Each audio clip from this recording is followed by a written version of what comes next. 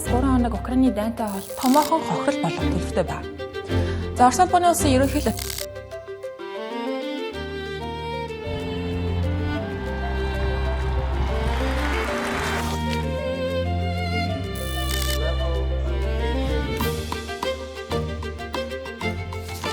Самбайцхан үзэгчтэй Хятад энэ 7 хоногт нэвтрүүлгийн ээлжид дугаар хүрэхэд бэлэн боллоо.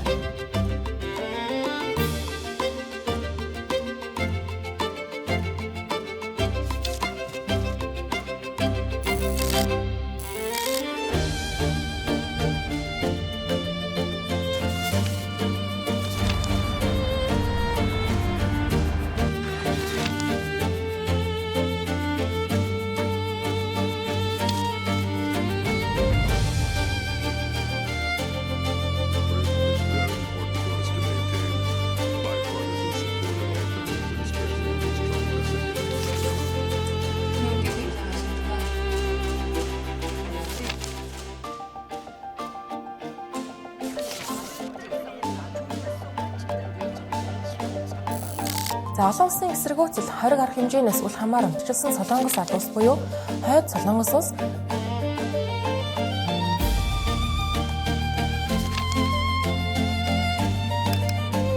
Арамберг үзэгчтэй Цэнгэр телевизийн гадаад мэдээний арианы 50 хөтөлбөр та бүхэнд хүрч байна.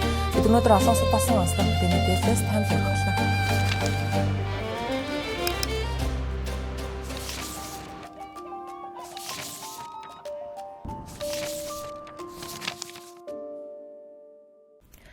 Оны сүүлчийн өдөр уламжлал ёсоор та бүхэнд өнгөрч байгаа жилд дэлхийд дахинд болсон онцлог үйл явдлуудыг багслан хүргэдэг Тэнгэр телевизийн дэлхийд дахинд буйхай том хүрэхэд бэлэн боллоо. 2025 он дэлхийн улс төр аюулгүй байдал эдийн засагт томоохон өөрчлөлтүүд авчирсан онцгой жил байсан. Дональд Трампын цагаан ордонд иргэн ирсэн явдал, дэлхийн худалдааг донслогдсон тарифын бодлого, цөмийн байгууламжуудыг онилсон ойролт орондын мөргөлдөм, замун Европын батлан хамгаалах салбарын түүхэн шийдвэрүүд энэ бүхэн нэгэн жилийн дотор болж өнгөрсөн байна. Түүнчлэн 2025 он их тайвны шинэ боломжууд түүхэн сонголтууд дэлхийн нийтийг сорьсон уур амьсгалын ноцтой дохиогоор дүүрэн байсан ба. Ингээд өнгөрч байгаа 2025 оныг дэлхийд дахины хамгийн онцлог үйл явдлуудаар нь хамтдаа иргэн харъя.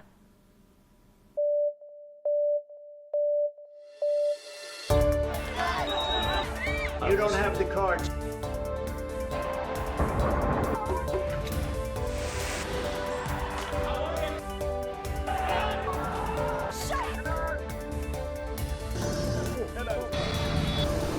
Incredible, right?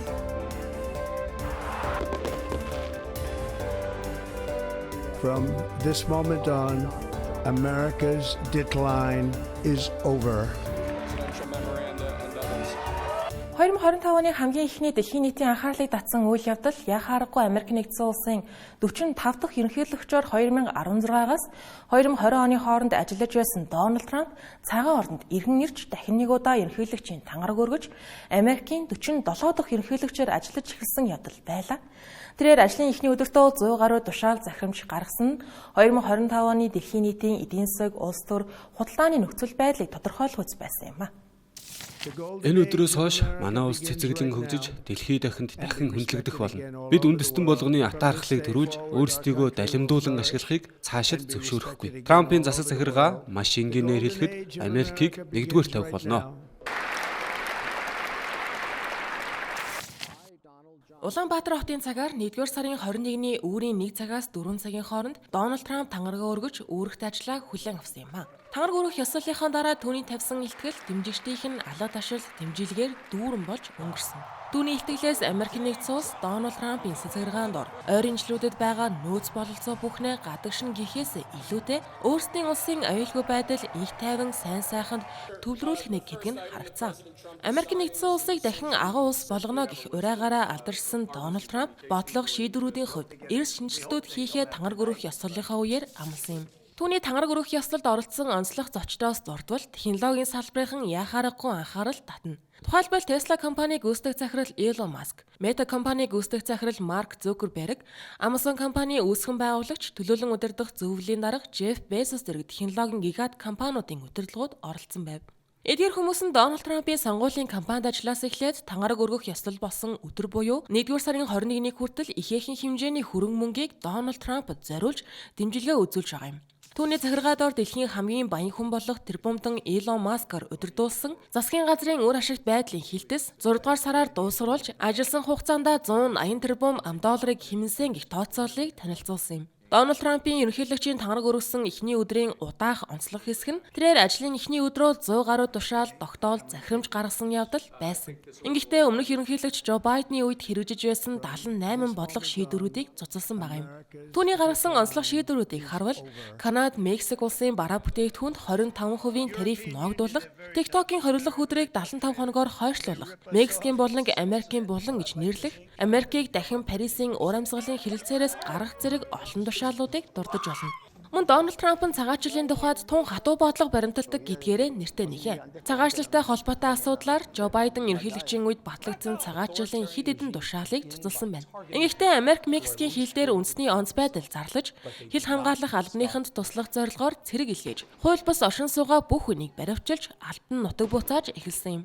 Дашин дуртахад одоогоос 4 жилийн өмнө 2021 оны 1-р сарын 6-ны өдөр Жо Байденд ялагдал хүлээсэн Дональд Трампын дэмжигчид Капитол буюу Конгрессийн ордон руу халдан орж эмх замбраагүй байдал үүсгэж байсан. Тухайн үүмэний үеэр болон үүмэний дараа болсон үйл явдлуудын үеэр хэд хэдэн хүн амиа алдсан байдаг. Ингэхдээ нэг жагсагч 4 цагта амиурагдж 140 гаруй цагаанаар бэртэж гэмдэж байсан юм. Тухайн үед олон нийт Дональд Трампын улс төрийн карьер дууслаа гэж үзэж байсан ч энэхүү тэрээр дахин цагаан ордонд иргэн ирж түүх бүтээлээ. Дональд Трамп үүрэгт ажилдаа орсон даруйдаа гаргаж ирсэн захирамж тушаалуудаас хамгийн онцлог яг харахгүй дэлхийд дахны худалдаа эдийн засагт хүчтэй нөлөө үзүүлсэн захирамж нь 2 дугаар сард зарласан Канада, Мексикийн тарифын нэмэгдэл, за үүний дараа 4 дугаар сард зарласан нийт 180 гаруй улсын суурь тарифын нэмэгдэл байна. Дональд Трампын хувьд эдгээр тарифын нэмэгдлийг улсынхаа үйлдвэрлэлийг нэмэгдүүлэх, шудраг бус өрсөлдөөнөөс хамгаалах зорилготой гэгдэж байгаа боловч зарим шинжээч ажиглагч нар түүнийг тарифыг бүтэн жилийн турш гадаад улс орнуудтай зөвхөн худалдаа эдийн засаг биш, олон улсын дипломат яриа хэлэлцээнүүд ч гэсэн хэрэгсэл болгож ашигласан болохыг хэлж байна. Хятад, Канада, Мексик зэрэг Америк нэгдсэн улсын худалдааны гол түншүүд өндөр тарифын дарамтад орж, энэтхэг Бразил, Өмнөд Африк, Вьетнам, Япон, Солонгос, Европын холбооны орнуудад ч мөн татварын шин төвшнүүд хэрэгжиж эхэллээ. Харин Их Британи хамгийн бага буюу 10% татвартай үлдсэн улсуудын нэг юм. Мөн эм, ган, хөнгөн цагаан, зис, тавилга, автомашин зэрэг бараа бүтээгдэхүүнд тусдаа татвар ноогдуулснаар хэрэглэгчдийн зардал мэдээдхүйц нэмэгдэж эхэлсэн. Татварын нөлөө Америк нэгдсэн улсад дотоодооч гэсэн мэдэгдэж эхлэн инфляц нэмэгдэж хүнсний бүтээгдэхүүн, мах, кофе, тавилгын үн огцом өссөн ба Walmart, Target, Adidas зэрэг томоохон компаниуд татварын зардлыг хэрэглэгчдэд шилжүүлэхээ мэдэгдсэн байна. Олон улсын валютын сан дэлхийн эдийн засгийн өсөлт ойрын жилүүдэд саарах төлөвтэй байгааг анхааруулж, Дональд Трампын сацгаргааны татварын бодлого дэлхийн эдийн засгийн доктортой байдалд тодорхой хэмжээний эрсдэл үүсгэж байгааг хэлж байна. Гэсэн хэдий Америк нэгдсэн улсын татварын орлого 2025 оны дунд гэхэд огцом өсөж, өмнөх оны мөн үеийнхээс 3 дахин нэмэгдсэн байгаа нь уг бодлого дотоодын төсөвт тодорхой үр ашиг өгч эхэлснийг харуулж байна. Үүнтэй зэрэгцэн Дональд Трампын хэрэгжүүлж байгаа татварын бодлого хууль ёсны эсэх асуудлаар Америк нэгдсэн улсын дээд шүүх хэрэлцэж эхлээд байгаа юм. Ерөнхийлөгч Дональд Трамп татвар нэмэгдүүлэх замаар засгийн газрын орлогыг өсгөж, Америкчуудыг дотоодын үйлдвэрлэлийг илүү хэрэглэхэд уриалж, улмаар Америкийн гадаад худалдааны алдагдлыг бууруулна гэж зорж байгаа. Мөн тэрээр Америкийг гадны орнууд шудраг бус худалдааны бодлогоор ашиглаж, эдийн засгийг нь сулруулж ирсэн хэмээн буруутгаж, үүнийг засах шаардлагатай гэж үзэж байгаа юм. Гэвч эдгээр татвар нь Конгрессээр батлагдаагүй ба Дональд Трампын сацгаргаа 1977 оны онц байдлын үеийн эдийн засгийн тухай хуулийг ашиглан ийхүү хэрэгжүүлж байгаа нь олон удаагийн шүүхийн маргааныг дагуулж байна.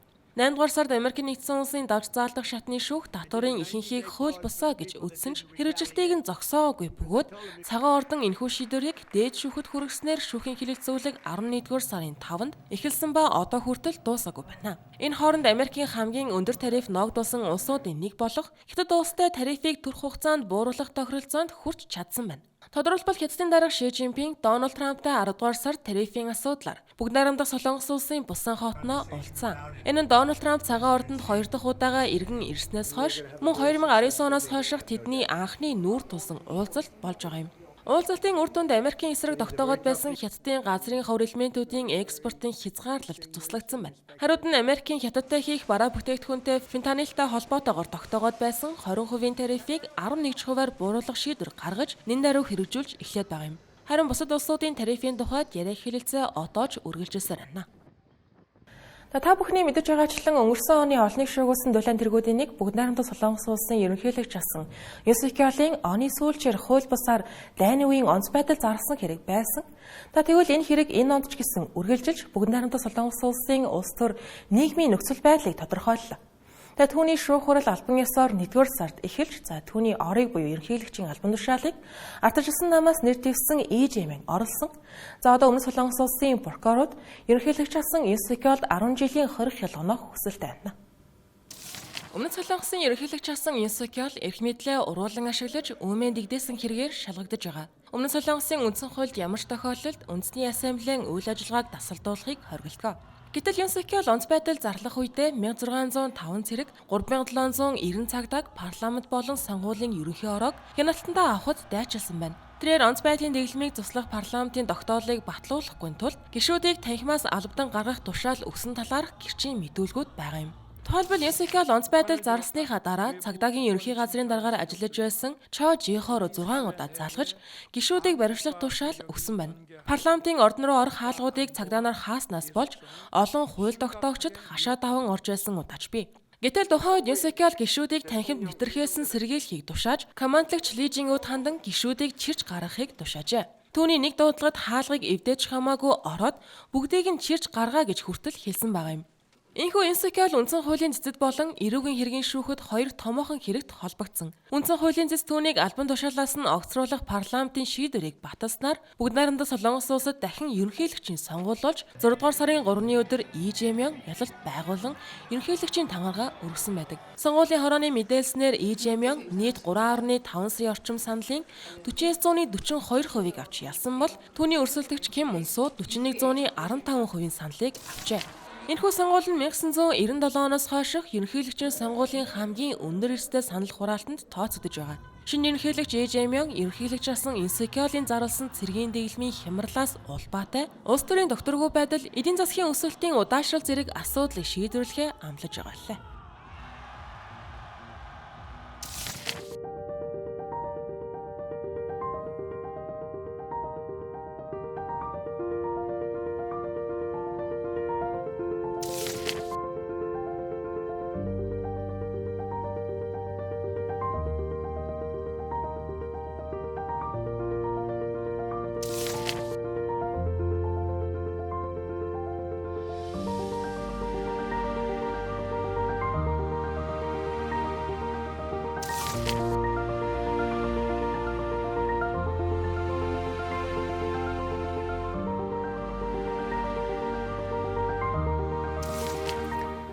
Энэ оны 4-р сард Папа Франциск нарс барснаар 5-р сарын 9-ний өдөр Ромын католик сүмийн дараагийн тэргүүн сонгогдсон. Дэлхийд дахнаа Роберт Префостыг Пап 14-р Лео хэмээн тунхагсан ба. Тэгэхээр Америк нэгдсэн улс болон Перу улсын давхар иргэншилтэй Ромын католик сүмийн 2000 жилийн түүхэнд өнөөдрийг хүртэл Америк гаралтай кардинал Папаар сонгогдож байсан тохиолдол байхгүй. Зарим энэхүү Роберт Префост Ромын Папаар сонгогдсон анхны Америк хүн болон түүхэнд бичигдэж байна.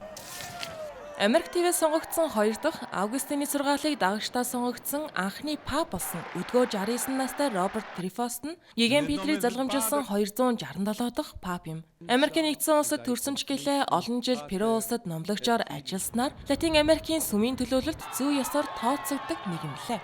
Түүний намтрыг товч харвал Префост нь 1955 онд Америк нэгдсэн улсын Чикаго хотод Испани болон Франц, Итали гаралтай гэр бүлд төрсөн байна. Хүүхэд байхдаа сүмийн туслагч хийж 1982 онд дахиж болжээ. Үүнээс 3 жилийн дараа Перу улс руу нүүж Перу улсын давхар иргэншилтэй болсон байна. Ингэхдээ Перу улсын баруун хойд хэсгийн Трухилло хотод 10 жилийн турш орон нутгийн сүмд номлогч, шашны сургуулийн багшаар ажиллаж ажээ. Тэрээр олон нийтийн өмнө хийсэн анхны мэдээлэлдээ өмнөх Пап Францискийн гиген дурсгалд хүндэтгэл үзүүлж түүний тухай дурсан яриагаа эхлүүлсэн юм а. Пап Франциск нь 2014 онд түүнийг Перугийн Чиклао мужийн епископ буюу төлөөлөгчөөр томилсон бол 2023 оны 9-р сарын 30-ны өдөр Пап Франциск түүнийг кардинал болгож ээж. Тэрээр Латин Америкийн епископуудын томилгоо хяналтыг хариуцдаг чухал албан тушаал болох епископуудын хилцийн тэргүүнээр ажиллаж байсан тул кардиналуудын дунд нэр хүнтэй нэгэн байжээ. Шинэ папын үзэл баримтлалын тухайд түүнийг Пап Францискийн эхлүүлсэн шинжилэл бодлого шийдвэрүүдийг үргэлжлүүлэх хүн гэж шинжээж ажиллагч нар дүгнэж байна. Тэрээр цагаачид, ядуус, байгаль орчны асуудалд Францисктэй ижил байр суурьтай нэгэн аж. 14-р Леог ихнэр нь шудраг ёсны төлөө амьдралаа зориулсан, Пап 13-р Леог дурсан тэдний ижил үзэл баримтлал туулж ирсэн амьдралын зам мөртөө нь холбогдуулан өгсөн нэрээ гих тайлбарыг өгч байгаа юм. Эмэгтэйчүүд ижил хүйснүүдийн эрх, уур амьсгалын өөрчлөлт зэргээр түүний байр суурийг харвал сүмдэх эмэгтэйчүүдийн оролцоог сайшаадаг нэг юм байна. Мөн тэрээр ижил хүйснүүдийн талаарх байр сууриа тодорхой илэрхийлээгүй байгаа ч гэлээ зарим шинжээчид болон кардиналууд түүнийг энэ тал дээр Францисоос арай хязгаарлагдмал байр суурьтай магадгүй гэж үзэж байна. Энэ оны 6 дугаар сард Америкийн нэгдсэн улс Иран болон Израилийн хооронд цөмийн хөтөлбөрийн асуудлаар эхэлсэн мөргөлдөөнд хөндлөнгөөс оролцож Ираны гол цөмийн байгууламжуудад зохилт өгч эхэлсэн ба. Ингэснээр Иран улс руу чиглэсэн 1979 оны хувьсгалаас хойших хамгийн том барууны цэргийн ажиллагаа эхэллээ гэж олон улсын улс төр шинжээчид нөхцөл байдлыг дүгнсэн ба. Нөхцөл байдал даамжирч Европын улс орнууд Ираныг цөмийн хөтөлбөрөөр иргэнийх болохыг баталж чадсангүй гэж үзэн энэ оны 9-р сард нэгдсэн үндэсний байгууллагын хоргийг иргэн сэргээжээ. Америкийн нэгдсэн улсын агаарын хүчин Иранд зохилт өгөхдөө 30 мянган фунт жинтэй газар доорх байгууламж нийт зохих хүчин чадалтай тесрэх бөмбөгийг ашиглан Фордо уулын цөмийн байгууламжийг онилжээ. Мөн халдлагад Натанз болон Исфахан дахь байгууламжууд хохирол амссан байна. Юун түрүүнд Фордо нь Ираны хамгийн чухал уран баяжуулах төв ба уулын гүн дотор байрладаг агаарын цохилтоос хамгаалагдсан байгууламж гэгддэг. Үндсэн танхимууд нь газрын гадаргаас 80-аас 90 метрийн гүнд байрладаг байна. Харин ийм гүнд нэтэр чадах тесрэх бөмбөгийг зөвхөн Америк нэгдсэн улс л эзэмшдэг гэгддэг. Тэр нь 13.6 тонн жинтэй GBU 57 заагүрийн бункер нэвтлэгч бөмбөг юм. Америк нэгдсэн улс 6 B2 бөмбөгдөгч онгоц ашиглан нийт 12 ийм бөмбөгийг Фордоуд хайсан байна. Максар компани хиймэл дагуулын зургуудаас харахад цохилтын дараа Фордо орчимд 6 том тогоо үүссэн байжээ. Эдгээр тогоо нь газрын гүнд байрлах байгууламжийн дээр орших хэр дагуу байрласан байна. Олон улсын атомын энерги агентлагийн тэргүүн Рафаэль Гросси Фордоуд шууд цохилт ирсэн гэдгийг хүлээн зөвшөөрсөн ч дотоод байгууламжид бодит гэмтэл учирсан эсхийг шууд үнэлэхэд эрт байна гэжээ. Тэгвэл Америк нэгдсэн улсын шинжлэх ухаан олон улсын аюулгүй байдлын хүрээлэнгийн захирал Дэвид Альберт уран баяжуулах үндсэн танхим болон туслах байгууламжуудад ихээхэн хэмжээний хохирол учирсан байх магадлалтай гэж таамаглаж байна. Цохилтоос өмнөх хиймэл дагуулын зургаас харахад Иран Фордо удах 6 хонглын 2-ын амсрыг шороогоор бөглөж товтлогоонд бэлдэж яасан гэж таамаглахад хүргэж байгаа юм. Натанзын тухайд цахилгаан хангамж тоног төхөөрөмжт нь хохирол учирсан гэх мэдээлэл байгаа. Натанз нь Ираны хамгийн том уран баяжуулах байгууламжаа 6 дугаар сарын 13-нд Израилийн хийсэн анхны цохилтын бай болсон. Энд газрын дээрх 6 барилга, газрын доорх 3 байгууламж байдаг ба ураныг цөмийн түлш болгон хувиргах центрифуг төхөөрөмжүүдийг байрлуулсан байдаг ажээ. Израилийн анхны цохилтоор газрын дээрх байгууламжуудын захилгаан хангамж гинцэн гэж олон улсын атомын энерги агентлагаас мэдээлсэн. Америк нэгдсэн улсын халдлага Натанзыг онилсон 2 дахь халдлага болсон бөгөөд Америкийн B2 бөмбөгдөгч онгоц 2 ширхэг бункер нэвтлэгч бөмбөг хайсан бол Америкийн тэнгисийн флотын шумбагч онгоцууд Натанз болон Исфахан руу нийт 30 далгажид буучин харсан байгаа юм. Максар компани хиймэл дагуулын зургуудаас харахад 2 шин тогоо үүссэн байгаа нь энэ тесрэх бөмбөгийн уул мөр юм а. Нэг нь 5.5 м, нөгөө нь 3.2 м-ийн диаметртай ба газрын гүнд байрладаг хэсгийн яг дээр нь байрлаж байгаа юм. Америкийн зохилтонд өртсөн дараагийн газар болох Исфахан нь Ираны төв хэсэгт орших хамгийн том цөмийн судалгааны төв. Энэхүү байгууламжийг 1984 онд Хятадын дэмжлэгтэйгээр байгуулсан ба одоо 3000 орчим эрдэмтэн ажилладаг байна. Америкийн цохилтын дараа хиймэл дагуулын зургаас харахад 18 байрлал бүрэн болон хэсэгчлэн сүйдсэн байжээ. Энэхүү Америк нэгдсэн улсын болон Израилийн цохилтууд Ираныг цөмийн хөтөлбөрийн асуудлаар яриа хэрэлцээр хийхэд хүргэж чадсангүй. Энэ оны 9-р сард Ираны эрх баригчид цөмийн зэвсэг бүтээх зорилгогүй гэдгээ баталж чадаагүй улмаас нэгдсэн үндэсний байгууллагын аюулгүй зөвлөл Ираны эсрэг 10 жилийн өмнөх буюу 2015 оны гэрээний дагуу хориг арга хэмжээг дахин сэргээсэн байгаа юм. Тодорхойлбол 2015 оны 7 дугаар сарын 14-нд Австрийн Вена хотод Иран, Америк, Их Британи, Франц, Орос, Хятад, Герман гэсэн 6 улсын оролцоотойгоор байгуулагдсан Ираныг цөмийн зэвсэг бүтээхээс сэргийлэх зорилготой нэгдсэн үндэсний байгууллага болон Европын холбоо зохицуулагчийн үүрэгтэй оролцсон олон улсын гэрээний дагуу энэхүү хориг арга хэмжээ хэрэгжиж байгаа. Анхандаа энэхүү гэрээгээр 2006-аас 2010-онд Иран тавьсан нэгдсэн үндэсний байгууллагын хориг арга хэмжээг цуцалж Иран ямар нэгэн байдлаар гэрээний нөхцөлийг зөрчих хүртэл хүчинтэй байхаар тохирсон байдаг.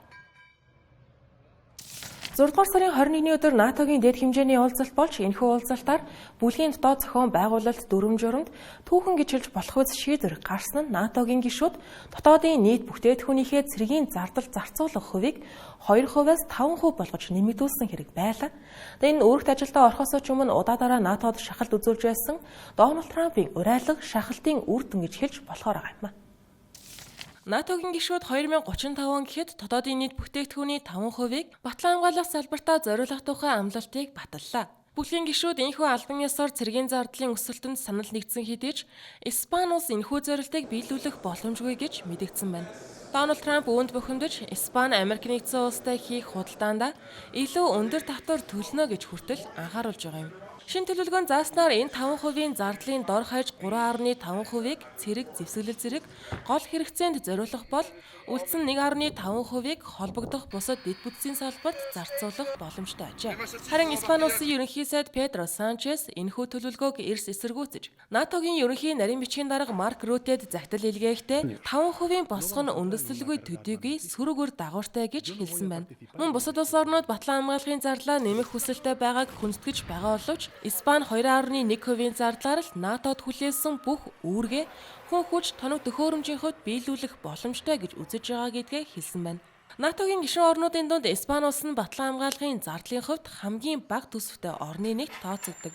Тиймдээч НАТОгийн удирдлагууд Испани улсыг оролцуулахгүйгээр батлан хамгаалахын зарлыг 5%-ийн босгод хүргэхээр шийдвэрлсэн байгаа нь ажээ. Үндсэндээ энэ удаагийн НАТОгийн дэд хэмжээний уулзалт нь ерөнхийлөгч Дональд Трампын 2 дахь бүрэн эрхийн хугацаанд өрнсөн анхны дэд хэмжээний уулзалт байсан юм.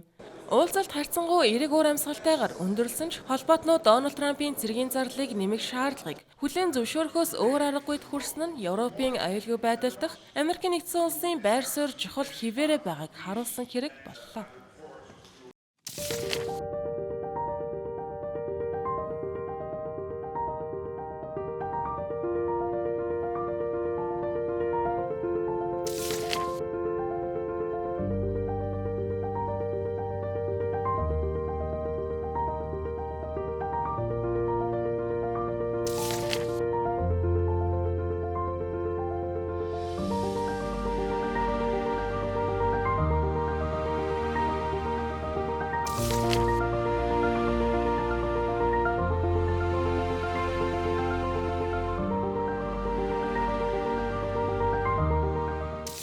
2025 оны сүүлч дэлхийн газар сайгүй залуусын жигсаал эсэргүүцлийн давалгаа хүчтэй өрнөсний нэг жишээ Непал буюу Балб улс байлаа. 9-р сарын 9-ний өдөр Непалийн засгийн газар олон нийтийн сүлжээний нийт 26 платформ тавьсан хоригоо хэрэгжиж эхлээд 2 ч хоноогүй байхад нь цуцалсан. Энэхүү хоригийг залуус эсэргүүцэж улс даяар шахуу жигсаал өрнүүлсэн юм а. Жагсаалын үеэр цагдаа жагсагчдын хооронд ширүүн мөргөлдөөн үүсэж 19 хүн амиа алдаж 400 гаруй хүн гэмтсэн байна. Жагсагчид олон нийтийн сүлжээг хааж иргэдийн үзэл бодлоо илэрхийлэх, мэдээлэл авах эрхийг боомлохын оронд авилгатай тэмцгэх урай бүхий самбар барьж, зарим нь ерөнхий сайд Шарма Олигийн төрлөх хот Дамагт байдаг хувийн эзэмшил рүү хүртэл халдсан байдаг. Непалийн засгийн газрын зүгээс хоригийг худал мэдээлэл, үзэн ядалт, захим заллингийн эсрэг гэсэн нэрийн дор хэрэгжүүлсэн ч олон нийт үүнийг эрх чөлөөг боомлсон алхам гэж үзсэн байгаа нь энэ юм. Харин жагсагчдын дийлэнх нь өсвөр насныхан залуус байсан юм а. Цагдаа болон тусгай хүчнийхэн резонанс сум, усан буу, зарим тохиолдолд жинхэнэ сум ашигласан талаар гэрчүүд мэдээлж байгаа. Покхара, Житван, Жанакпур зэрэг хотууд ч гэсэн жагсаал болж замын хөдөлгөөн саадсан байна. Парламентын орчимд олон нийтийн цуглааныг хориглосон ч жагсагчид тарсангүй. Непал улсад үг хэлэх эрх чөлөө өндрөөр үнэлэгдэв. 2008 онд хаант засгийг халж шинэ үндсэн хууль баталснаар уг улс ардчилсан тогтолцоонд шилжсэн юм. Гэвч сүүлийн үед эдийн засгийн тэгш бус байдал, авилгын дуйлан, засгийн газрын авторитар өнгө аяс гарч байгаа нь олон нийтийн бухимдлыг улам өдөөх болоод исэн. Харин энэ удаад эрх баригчдын зүгээс захин платформудад тавьсан хоригоо засгийн газрын шаардлагад хариу өгөөгүй, албан ёсоор бүртгүүлээгүй учраас гэж тайлбарсан юм.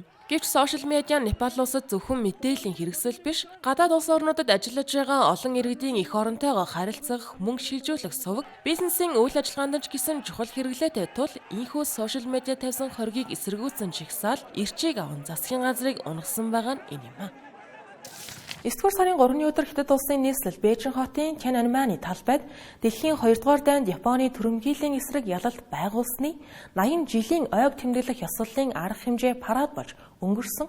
Энэ нөрөө Хятадын дэвсгэр хүчний сөрхөж чадлыг харуулах гэдгээс гадна Орос улбаны улсын ерөнхийлөгч Владимир Путин бүгд найрамдах ардчилсан Солонгос ард улсын удирдагч Ким Жонг Ун нар өөрсдийн биеэр хүрэлцэн ирж мөрс зэрэгцэн зогссон явдал байлаа.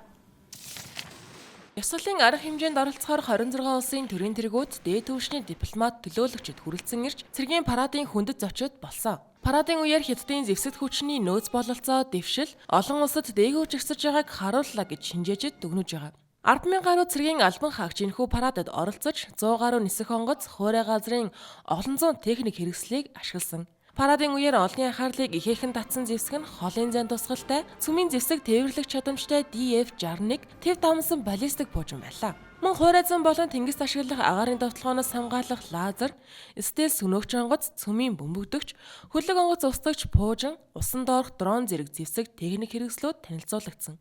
Хэрвээ эдгээр зэвсгийг ардын чөлөөлөх айрамд аль хэдийнэ өргөн хүрээнд нэвтрүүлсэн бол парадын өмнөх хэвлэлийн хурлуудад Хятадын удирдлагуудын хэлснээр бүс нутагт Хятадын цэргийн үйл ажиллагааг сааруулах гэж оролдож байгаа улс орнуудад анхааруулга болж байна гэсэн үг юм.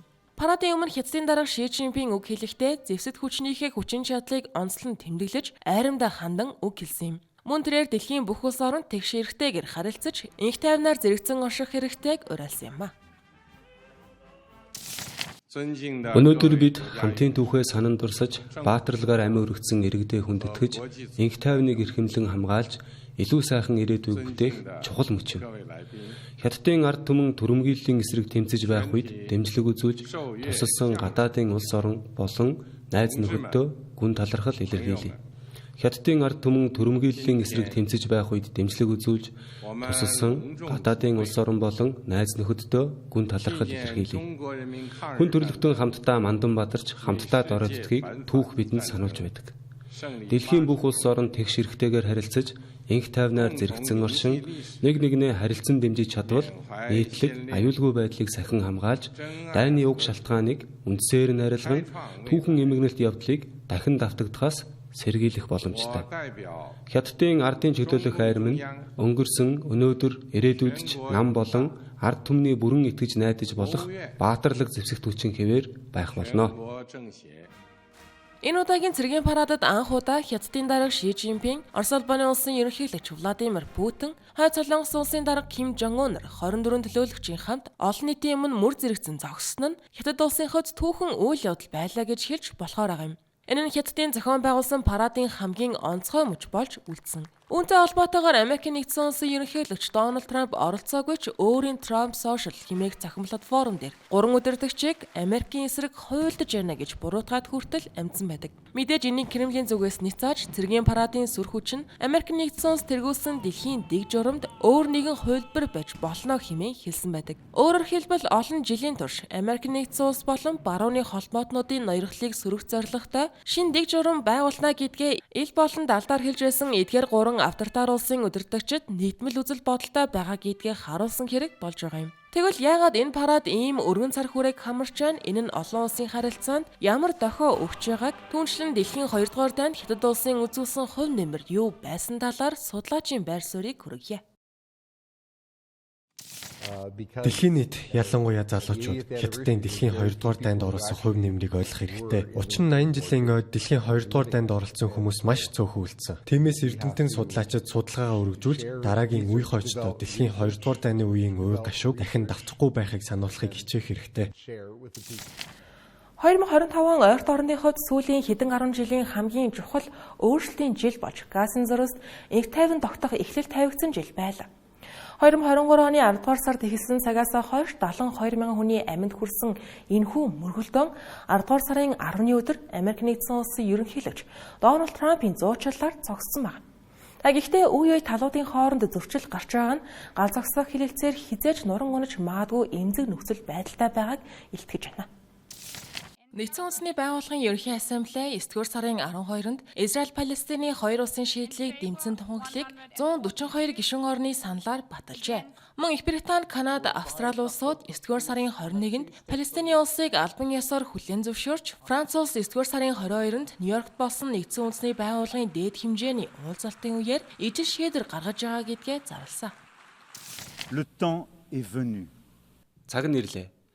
Миний бие Израилийн ард түмэн болон Палестины ард түмний инх тайвны төлөө улс орныхоо ойрхон дорндын бүс нутагт өгсөн түүхэн амлалтандаа үнэнч байж, Франц улс өнөөдөр Палестиныг хүлээн зөвшөөрч байгааг зарлж байна. Je déclare que la France reconnaît aujourd'hui l'État de Palestine. Ийхүү олон улсаас Израильд ирэх дарамт шахалт нэмэгдэхийн хэрээр 9-р сарын 29-ны өдөр Америк нэгдсэн улсын ерөнхийлөгч Дональд Трамп Израиль улсын ерөнхий сайд Беньямин Нетаньяхутай уулзаж Газад инх тайван тогтоох ажилд зууршлагчийн үүргээр оролцохоо амласан юм. Удалгүй 10-р сарын 10-ны өдөр Израиль Хамас гал зогсоох хэлэлцээрийн эхний үе шатыг албан ёсоор хүчин төгөлдөр болгож 2 жил гарангийн хугацаанд үргэлжилсэн дайн тийхүү зогссон юм а. 10-р сарын 13-нд барьцаалагдсан сүүлчийн хүмүүс суллагдаж Тель Авив, Рамалла, Газад тайван тогтоон баярын ур амьсгал бүрдэв. Тухайн өдөр Дональд Трамп Израилийн парламент Кнессетэд үг хэлж, Египт улсын Шарем Ашаа хотод Газын зурулсын инхийн гэрээнд гарын үсэг зурсан байдаг. Ирээдүйд энэ өдрийг бүх зүйл сайн сайхнаар өөрчлөгдөж эхэлсэн үе гэж дараагийн үе маань дурсах болно. Израиль болон ойрхон дорндын бүс нутагт алтан үе эхэлж байна. Хамтарч ажиллах цаг ирсэн.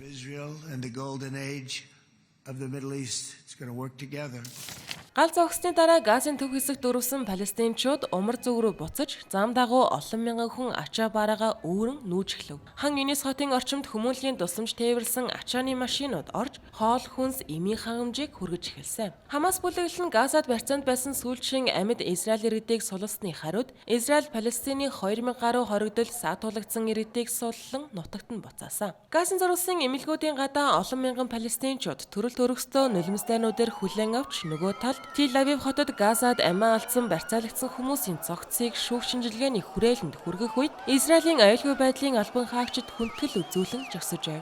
Гэвч 10-р сарын 28-нд Израилийн онгоц хан Юнис хотод явж байсан автомашиныг онлон зохилдогч 10 орчим хүн амир цэцэн тухай орон нутгийн эрүүл мэндийн байгууллагууд мэдээлснээр бүс нутгийн байдал бүрэн докторчих хүртэл нөхцөл байдал аюултай хэвээрээ байгааг харуулсан хэрэг болсон юм. Үүнтэй төстэй байдлаар гал нээсэн тохиолдлууд удаа дараа гарсан ба хөндлөнгийн шинжээчид Израиль улсыг гал зогсоох хэлэлцээр хэрэгжиж эхэлсэн цагаас хойш буюу 10-р сарын 10-наас 12-р сарын хүртэл гэрээг 500 гаруй удаа зөрчиж үүнийх нь улмаас 406 хүн амиа алдаж 1118 хүн шархагдсан гэж тооцоолж байна. Гал зогсоох хэлэлцээр инхүү хизээч нуран унаж мэдхээр байгаа тул хэлэлцээрийг зуршлагч улсууд болох Америк, Египт, Катар зэрэг улсууд Газын зурулсын төр засаглалын асуудлыг шийдвэрлэх, сэргээн босгалтын ажлыг эхлүүлэх чиглэлд яарвчлан ажиллаж байна.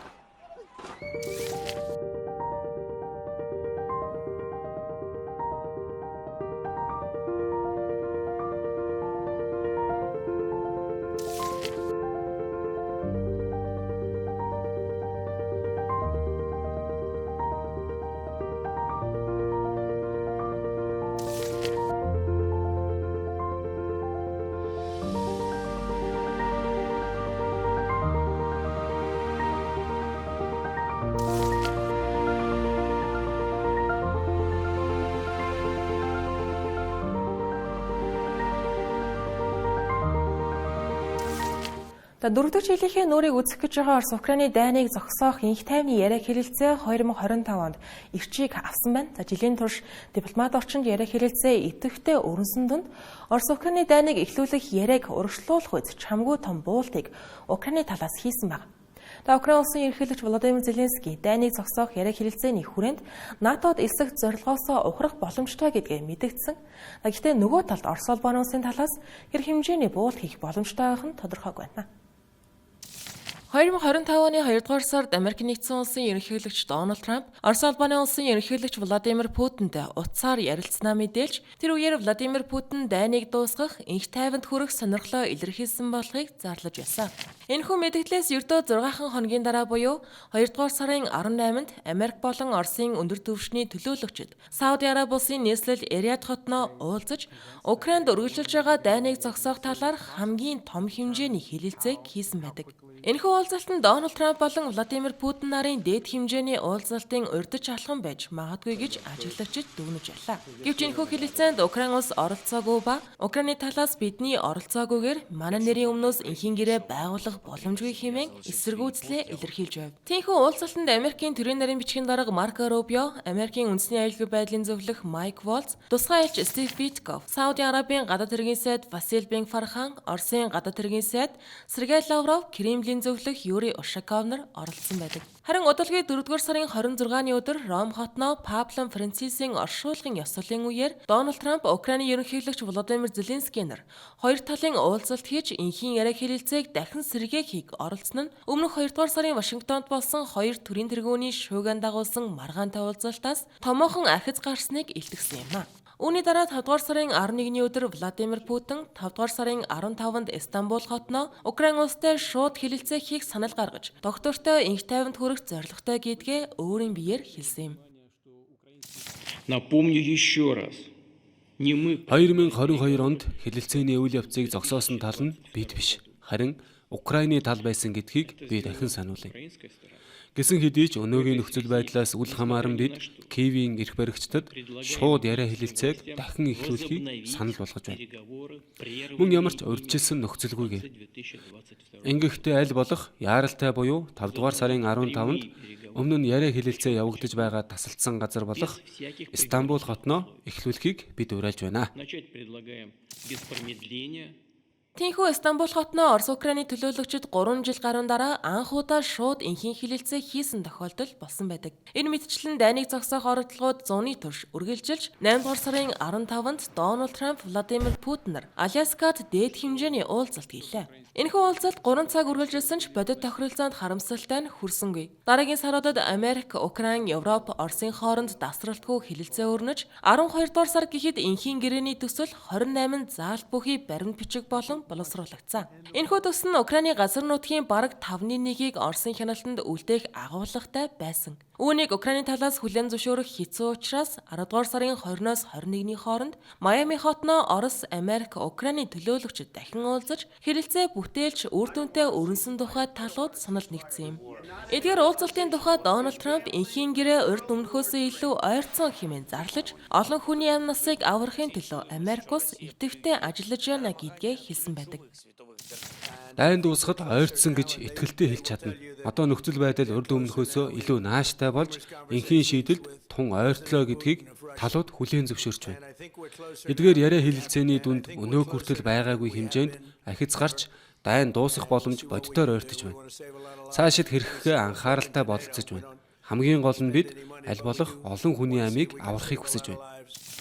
Энэ бүх үйл явдлууд нь Европ дахь дэлхийн 2-р дайнаас хойших хамгийн хүнд олон мянган хүний амьд хүрсэн дайныг зогсоох түүхэн боломжийг бүрдүүлж байна. Мөн оны сүүлчээр энхийн хэлэлцээг урагшлуулах үед чамгүй том буултыг Украины талаас хийсэн нь ерөнхийлөгч Володимир Зеленский НАТОд эсэх зорилгоосоо татгалзах боломжтой гэдгийг илэрхийлсэн явдал байв. Гэхдээ Украин улс барууны орнуудаас бодит хууль ёсны аюулгүй байдлын баталгаа авах нөхцөлтэйгээр энэхүү буултыг хийж байгаа юм.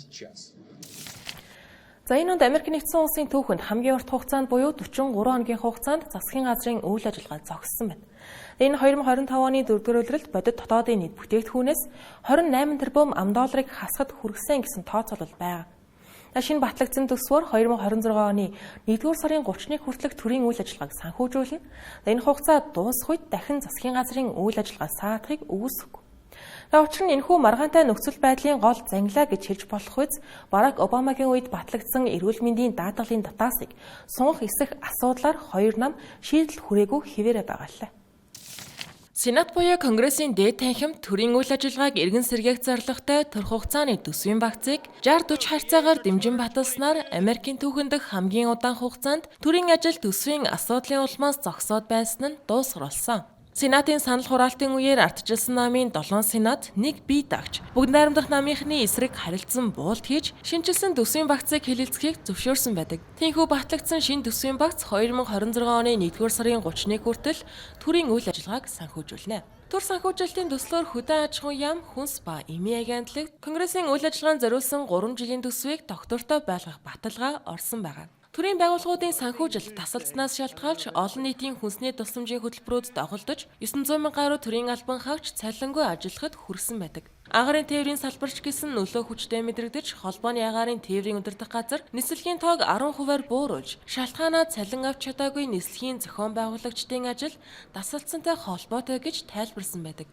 Хэдийгээр төрийн үйл ажиллагаа эргэн сэргсэн боловч ардчилсан намынхны гол шаардаж байгаа зүйл болох Обама Care гэх нэрээр олонд танигдсан эрүүл мэндийн татаа сунгагдахгүй бол 2026 гэхэд Америк нэгдсэн улсын 20 гаруй сая иргэд даатгалын төлбөр нь 2 дахин өсөж 2034 гэхэд 15 сая хүн эрүүл мэндийн даатгалгүй болох аюултай гэж Конгрессийн дэргэдэх төсвийн албанаас тооцоолж байгаа юм. Хэрвээ энэ асуудлаар улс төрийн намууд шийдэлд хүрэхгүй бол Америк нэгдсэн улсын төрийн үйл ажиллагаа дагуулдах эрсдэл 2026 оны 1-р сард дахин үүсэх эрсдэлтэй юм. Япон улсын улс төрийн түүхэнд шинэ хуудас нээж анхны эмэгтэй ерөнхий сайд болоод байсан Такаичи Санай олон улсын дипломат орчинд тун эрсдэлтэй алхам хийлээ. Тодорхойлох юм бол 11-р сарын 7-ны өдөр Такаичи Санай парламентын хуралдааны үеэр Хятад улс Тайваныг эзлэх оролдлого хийх юм бол энэ нь Япон улсын хувьд оршин тогтнолд нь аюул учруулсанд тооцогдож болно гэж хэлсэн байна. Энэ хэрэг зөвхөн Хятад Японы хоорондох дипломат харилцаа биш. Аз намхан далайн бүс нутгийн аюулгүй байдал, Хятад Тайваны удаан хугацааны зөрчил, Японы инхийг сагсан бодлого өөрчлөгдөх хэсэг зэрэг олон асуудлуудыг хөндөж байгаа юм. Такаичи Санайгийн хэлсэн үгний тухай мэдээлэл цацагдсан дайрууд Хятадын эрх баригчид түүнийг дотоод хэрэгт оролцохоос гадна бүс нутгийн аюулгүй байдлыг алдагдуулах эрсдэлтэй болгоомжгүй үгс хэллээ хэмээн мэдээлэлээ буцаахыг шаардсан байдаг. Учир нь Япон улсын 2015 оны шинэ үндсэн хуулиар уг оршин тогтнолд аюул учруулсан гэх үндэслэл нь цэргийн хүчин буюу өөрийгөө хамгаалах хүчнийг дайрчлах нөхцөлийг бүрдүүлдэг байна. Энэхүү өөрчлөлт нь Япон улсын дайны дараах инхийг эрхэмсэн бодлогоос томоохон эргэлт хийсэн алхам болсон байдаг. Уг хуулийн шинжлэгдсэн найруулга батлагдах үед Япон улсад олон мянган хүн эсэргүүцлийн жагсаал зохион байгуулж хамгийн маргаантай хууль зүйн асуудлуудын нэг болж байв. Үүнээс гадна Хятад Японы харилцаа түүхээсээ л хурцдмал байсаар ирсэн. Ялангуяа 19-р зууны төгсгөлөөс 20-р зууны дунд үе хүртэл Японы Хятадын нутагт хийсэн дайн, түрэмгийлэл аль аль улсад нь ихээхэн хохирол авчирсан байдаг. Тиймдээ Япон улсын үе үеийн төрийн тэргүүнэр Тайваны аюулгүй байдлын асуудлын талаар ярихдаа харьцангуй дундыг баримталсан өнгө айс илэрхийлдэг байв. Харин энэ удаа Такаичи Санайгийн хэлсэн үгнээс үүдэлтэй маргаан хурдтай газар авч дипломат маргаанаас хальж худалдаа, аялал жуулчлал, аюулгүй байдлын салбарт нөлөөлөхөц төвшөнд хүрээд байна. Мөн Хятадын талаас нэгдсэн үндэсний байгууллагад албан мэдээлэл хүргүүлэхээс эхлээд Япон улс руу зорчихгүй байхыг иргэдэд анхааруулж байгаа юм. Салбарын их сурвалжуудын мэдээлснээр 12 дугаар сард Япон руу хийгдэхээр төлөвлөгдөж байсан нийт нислэгийн 40 гаруй хувь нь буюу 1900 гаруй нислэг цуслагдсан байна. Ирэх 1-р сард л гэхэд 2195 нислэг буюу мөн л 40 орчим хувийн нислэг цуслагдах төлөвтэй байгаа юм. Энэ нь жил бүр олон сая жуулчин Хятадаас авдаг Япон улсын аялал жуулчлалын салбарт хүчтэй зохил болох нь мэдээж юм а. 11-р сарын 18-ны өдөр хоёр тал Бээжинд уулзсан ч үр дүнд хүрсэнгүй. Хоёр улсын харилцаа цааш хэрхэх тухайд Такаичи Санай дипломат яриа хэлэлцээ хийх зай завсар байсаар байгааг хэлж байгаа боловч нөхцөл байдал хааш ирэх нь тодорхойгүй байна. Энэ хооронд худалдааны хориг, аялал жуулчлалын бууралтаас үүдэх эдийн засгийн хохирол боддоор үүсэх нь гарцаагүй юм а. 2025 онд дэлхийд дахинд хэд халалт, үеэр шуурга зэрэг олон аюултай цагаагаарын үзэгдлүүд тохиолдсон. Тодорхойлбол Европыг хамарсан хэд халуун нь 16 мянган гаруй хүнийг өхөлд хүргэсэн их тооцоолол байгаа. Түүнчлэн Филиппин, Тайван, Хонконг зэрэг газруудад олон өдөр дараалан ширүүн бороорж үерийн улмаас олон сая хүнийг орон гэргүй болгосон байдаг. Судлаачид өнгөрсөн оны дэлхийн түүхэнд хамгийн халуун жилүүдийн жагсаалтанд 2-т орно гэж тооцоолж байна. Энэхүү олон улсад уур амьсгалын өөрчлөлтөөс үүдэлтэй цагаагаарын онц ноцтой үзэгдлүүд нэмэгдэхтэй зэрэгцэн энэ жил Бразил улсын Белин хотноо нэгдсэн үндэсний байгууллагын уур амьсгалын өөрчлөлтийн асуудлаар 30 дугаар баг хурал зохион байгуулагдсан. Энэхүү хурал 194 улс хамтран уур амьсгалын асуудлаар шинэ шатны олон талд хамтын ажиллагааг хэрэгэлсэн байдаг. Энэхүү хурлыг газар дээрээс нь манай телевизийн сэтгүүлч продюсер Халиумаас сурвалжилсан болохыг таймлуулъя. Парисын хэлэлцээр байгуулагдсанаас хойш 10 жилийн ойгоор болсон энэ хурлыг ярилцдаг биш гүйцэтгэдэг бай гэсэн уриандор зохион байгууллаа. Мөн хүлэмжийн ялгарлыг хамгийн их нэмэгдүүлдэг чулуучсан түлшнээс татгалцыг уриаллаа. Дэлхийн нийтийн сэргээгдэх эрчим хүчний хөрөнгө оруулалт 2.2 их $80 хэмжигдэж байгаа нь чулуучсан нүүрсний хөрөнгө оруулалтаас 2 дахин их байгаа бөгөөд 2030 он гэхэд чулуучсан нүүрсний төгсгөл ирнэ гэдгийг хэлж байна. Нийт 194 улсаас 118 улс хүлэмжийн ялгарлыг бууруулах шинжилсэн хувь нэмрийн зорилттой танилцууллаа. Америк нэгдсэн улс, бүгд найрамдах Хятад ард улс, Европын холбоо зэрэг өндөр хөгжилтэй улс орнууд дэлхийн дулаарлын гол шалтгаан болсон хүлэмжийн хийг асар их ялгаруулснаар хөгжиж байгаа улс орнууд уур амьсгалын өөрчлөлтийн нөлөөнд өртөж байгалийн гамшигын давтамж нэмэгдэж амнаас эрүүл мэнд эд хөрөнгөөр хохирсоор байна. Тиймээс хөгжингүй орнууд хөгжиж байгаа орнуудыг уур амьсгалын өөрчлөлтөнд дасан зохицоход эдийн засгийн болон технологийн тусламж үзүүлэх үүрэг хүлээсэн байдаг. COP30 хурлаар энэхүү дасан зохицох санхүүжилтийг 2035 он гэхэд 3 дахин нэмэгдүүлэхээ амлалаа. Өөрөөр хэлбэл уур амьсгалын өөрчлөлтийн санд бүрдүүлэх зорилт тавиад байгаа 300 тэрбум $120 тэрбум нь уур амьсгалын өөрчлөлтөд эмзэг улс орнуудад зарцуулагдах юм а. Уур амьсгалын өөрчлөлтөд дасан зохицох санд $135 сая оруулахар болсон. Мөн Баку Беллимийн замын зураглал буюу 2030 он гэхэд дэлхийн уур амьсгалын санхүүжилтийг жилд дор хаяж $1.3 их $80 хүргэж нэмэгдүүлэх төлөвлөгөөг танилцуулсан.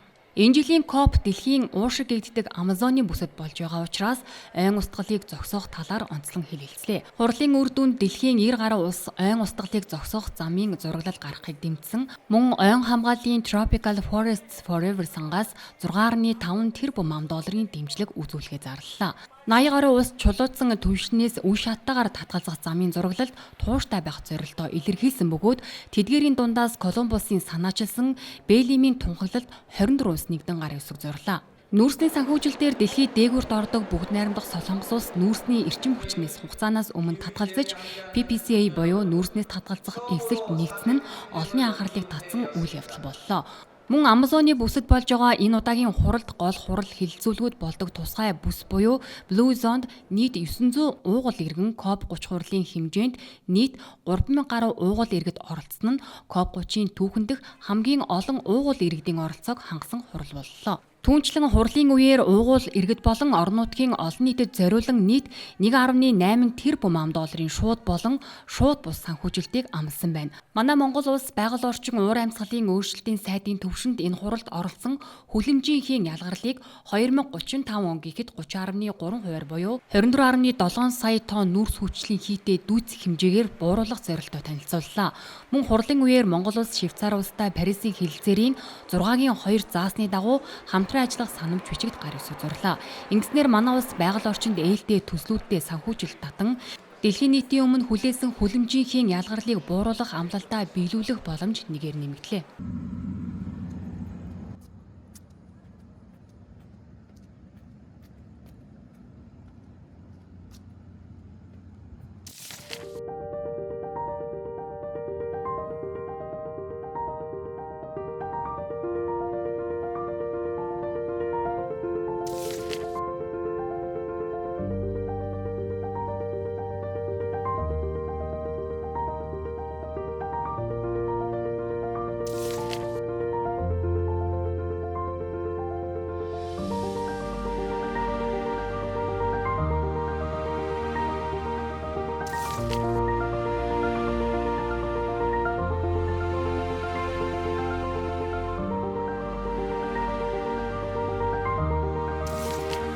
За ихүү 2025 он дайн ба инх тайван докторгүй байдал ба боломжууд айдас ба итгэлийн зааг дээр бичигдсэн түүхэн жил болж үлдэж байна. Дэлхийн улс орнуудын хийсэн сонголтууд, гаргасан шийдвэрүүд ирэх 10 жилүүдийн чиг хандлагыг тодорхойлох суурь болж үлдэх нь гарцаагүй байна. Би та бүхэн дэлхийд дахны үйл явдлыг боддоор тэнцвэртэй хүргэхийг үргэлж хичээсээр байх болно. Та бүхэн шинэ жилээ сайхан өнгөрөөрэй. Хүмүүс бид он солигдох мөчийг мянган жилийн туршид тэмдэглэж иржээ. Эртний Бабилончууд уг баярыг хаврын тэнцэн өдөртөө тааруулан дунд сар ирэхэд шинэ жил боллоо гэж тэмдэглэдэг байна. Манай эртний өмнөх 45 онд Юлиус Цезар Ромын Хуанлыг танилцуулж Шинэ оны эхлэлийг одоогийнх шиг 1-р сарын 1-нд тогтоосон нь өнөөгийн Хуанлигийн үндэс болж ажээ. Харин өнөөдөр дэлхийн улс орнууд шинэ жилийг өөр өөрийн өвөрмөц уламжлал, ёс заншлаар өгтөж байна. Японы Токио хотод гэр бүлөөчн Шинто сүмд зочиолж эрүүлийн аз жаргалыг хүсэж залбирэн галт наадам үзэн баяраа тэмдэглэдэг. Энэ этхийн Мумбай, Дели хотуудад нийтийг хамарсан концерт, дэлхийн поп соёлыг энэ этхийн уламжлалт дуу хөгжмөнтөө хослуулан тэмдэглэдэг. Харин Европын орнуудад гудамж талбайд нийтээрээ баяр тэмдэглэх нь түгээмэл боловч ихэвчлэн зул сарын баярыг голчлон тэмдэглэдэг тул дэлхийн бусад орнуудтай харьцуулахад даруухан болж өнгөрдөг. Сонирхолтой нь Европын өмнөд хэсэгт байрлах Испани, Португал орнуудад он солигдох мөчөд 12 ширхэг усан үзэм идэх нь хүсэл биелүүлдэг гэдэгт итгэдэг. Испани хэлт улсуудын хувьд энэ нь уламжлал болон хадгалагдсаар өнөөдрийг хүрчээ. Америк нэгдсэн улсын Нью-Йорк хотын Times Square-д мянган хүн цугларч шинэ оноо хамтдаа огтцгаадаг. Уг төв даяар Канада улсын Торонтогоос Мексик хот хүртэл галт наадам, концерт, гудамжны фестивалаар дүрж уур амьсгал ихтэй зохион байгуулагддаг юм байна. Зэрэгэлдээ Өмнөд Америкт байрлах Бразил улсын Рио-де-Жанейро хотод Копакабана далайн ирэг дээр галын наадам болж цугларсан олон аз жаргалыг бэлэгдэн цагаан хувцас өмсөж далайн бурхан Еменжа зориулан цэцэг шиддэг уламжлалтай. Аргентин, Колумб зэрэг бусад орнуудад гэр бүлээрээ цугларч уламжлалт зоог барин баяраа тэмдэглэцгээдэг. Харин Африк твийн өмнөд хэсэгт байрлах Кейп Таун хотод гадна талбайд жил бүр томоохон концерт, галын наадам зохион байгуулж мянган жуулчдыг татдаг байна. Бусад твүүдээс хамгийн алслагдсан төв болох Антарктидад судалгааны эрдэмтэд ажилтнууд шинэ жилийн өдөш хамтдаа хооллож дэлхийд даяар найз нөхөд гэр бүлийнхэнтэйгээ утсаар холбогдож баярыг тэмдэглэдэг байна. Ийхүү эртнээс эхэлсэн энэ гайхалтай уламжлал нь хүн бүрт шинээр ахин эхлэх итгэл найдварыг бэлэгддэг байна. Тантай зөрөгцөн 100 амьдарч байгаа хүн бүхэндээ хамт нэгэн дэлхий дээр хуучин оноо гуниг харамсалгүйгээр үдэж шинэ оноо Мишель дүрэн өгтаарай.